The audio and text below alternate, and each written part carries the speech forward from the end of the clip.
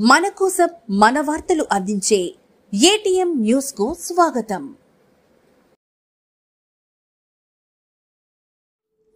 కర్ణాటక రాష్ట్రంలోని ధర్మస్థలంలో జరిగిన ఘోరాన్ని వెలుగులోకి తీసుకురావాలంటూ ఆత్మకూరులో ప్రజాభిప్రాయ సేకరణ నిర్వహించారు.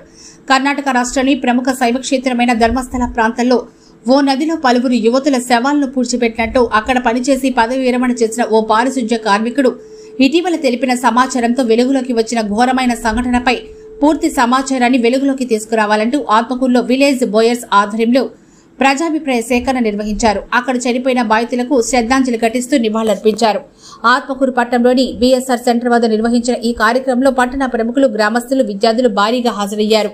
పలువురు వ్యక్తులు మాట్లాడుతూ ఈ ఘటనపై పూర్తి స్థాయిలో విచారణ చేపట్టేందుకు కోర్టు ఇచ్చిన ఆదేశాలను తాము స్వాగతిస్తున్నామని, వెంటనే పూర్తి విచారణ చేపట్టి వాస్తవాలను వెలుగులోకి తీసుకురావాలని తెలిపారు.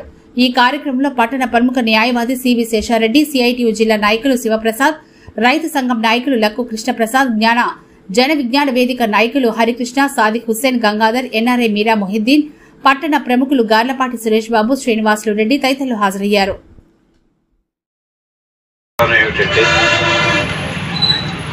మీకు నేను అది అర్థం చేసుకోవాలంటే అసలు ఇటువంటి ఈ దారుణం ఒకటి జరిగింది అనేటువంటి విషయం ఎలా వెలుగులోకి వచ్చిందో మీకు అందరికీ తెలిసి చెప్పారు.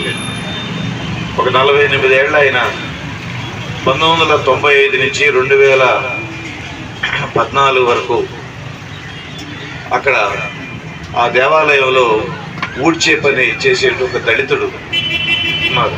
ఆయన ఇచ్చినటువంటి ఒక పారిశుధ్య కార్మికుడు ఆలాప్ సడన్గా 2014లో వెళ్ళిపోయి మళ్ళీ 10 సంవత్సరాల గ్యాప్లో ఇప్పుడు వచ్చాడు. ఆయన వచ్చి ఆయన నా చేత ఒక 100 మంది పిల్లల యొక్క భౌతిక కాయాలని నేనే ఖననం చేశాను, నా చేత చేయించాను.